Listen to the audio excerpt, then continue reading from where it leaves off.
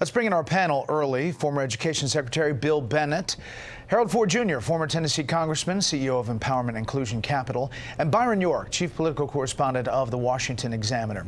Bill, for some, it felt like this was a long time and it dragged on. But if you look at kind of how things evolved, how do you see this resignation today that comes 14 days from now?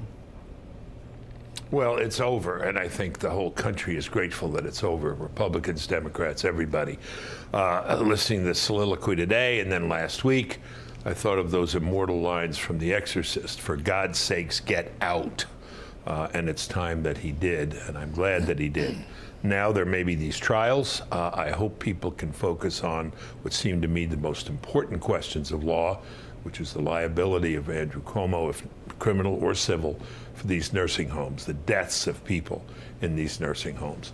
Let that not be forgotten, and let's carry forward on that. But I'm glad this chapter is over. I think there are a lot of lessons here, too, and a major one for the media, but I don't want to occupy all the time. Yeah.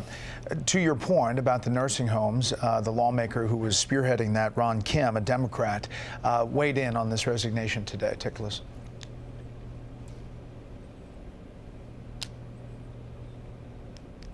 I'm relieved that he stepped down so we can focus on the people's work. I'm also grateful for the woman who stepped up courageously. But I have committed back in March that after he goes down for sexual assault and harassment, I will still be here to hold him accountable for the thousands of nursing home deaths that happened under his watch. Byron, in the big picture, there were a lot of people who said that that was so much more egregious, not in the scale of how things are bad, but as far as the impact on families across New York. Well, what was clear is that the Attorney General's report killed him. He just could not survive it. Any Democrat who might have been inclined to support him fell away after the Attorney General's report. And the reason he resigned today had nothing to do with the whole COVID nursing home thing. It was because he saw that after the Attorney General's report, he did not have the minimum level of support necessary to stay in office. And today was very strategic. His event was very strategic. It began with his lawyer going on for nearly an hour, attacking that report nearly line by line, questioning the credibility of all of the allegations. And then the governor himself came out and again attacked the report, questioning its credibility. And he admitted to small things. He said, well, my sense of humor can offend people sometimes, and maybe I'm an old fogey and I haven't realized how the rules for interactions between men and women in the workplace have changed. But he was clear to say that he did nothing wrong, and this is for a couple of reasons. He still might face criminal charges. He couldn't very well come out today and admit it, so he denied everything in terms of any potential charges against him. And the other thing is, he's 63 years old. He thinks maybe in a few years things could change, conditions could change, something unexpected could happen, and he might be able to run for office again. So that's what this resignation today was about. Which is truly amazing if you think about the media coverage of this governor, lifting him up in COVID, the really vaunted status. Some people wanted him to run for president. Then they were naming him, Harold, as a vice presidential candidate. Today, immediately following the resignation speech on another channel, there was this, as Byron just mentioned, a Cuomo comeback. We know the way our world works. It's amazing the people we've seen make political comebacks. You can't ever rule it out. He eventually did something that maybe over time will at least give him an opening to, maybe, not be a full pariah in the party, say in 3 years, 4 years, 5 years. I expect in my lifetime Andrew Cuomo to probably run for office again. What that office is, I don't know, but that's what this resignation tells me today. Can we wait like 1 hour, maybe 2 hours before the Cuomo comeback analysis, Harold?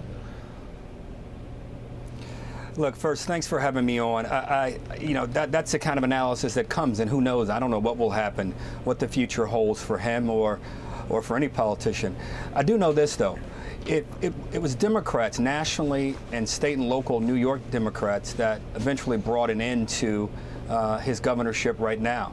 There are going to be those who quarrel with his resignation speech, but at the end of the day, he resigned.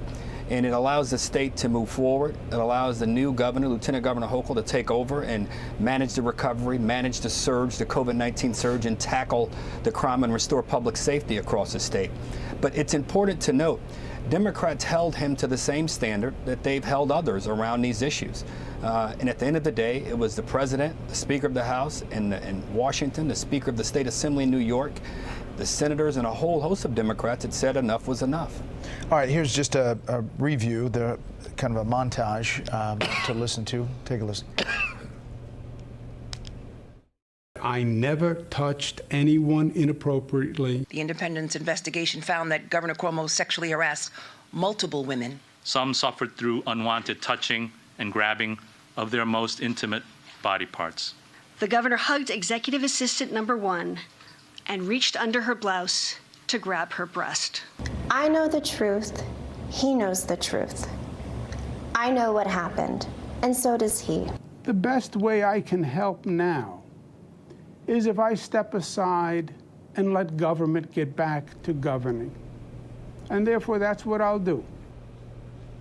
Lieutenant Governor Kathy Hochul, Bill, takes over in 14 days, the governor's mansion. Not clear her influence in Albany or how that will all transpire. Any thoughts on the first female governor, actually, in New York, taking the reins?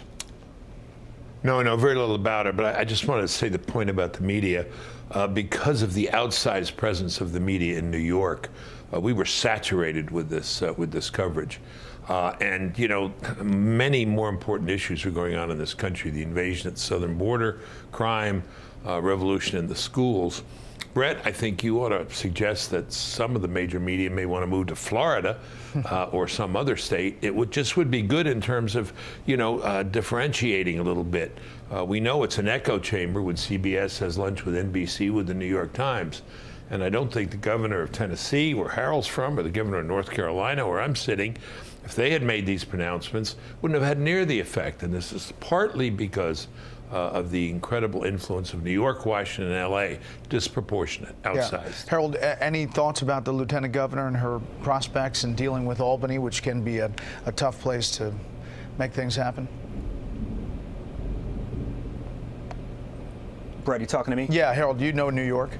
I'm sorry, you broke up 1 second. Look, I think that she will have her hands full, but she apparently is reaching out to some of the current aides that may want to stay on.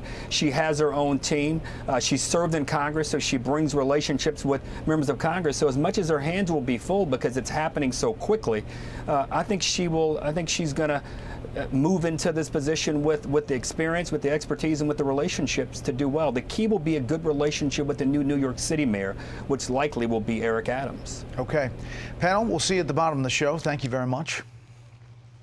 Hey, Sean Hannity here. Hey, click here to subscribe to Fox News YouTube page and catch our hottest interviews and most compelling analysis. You will not get it anywhere else.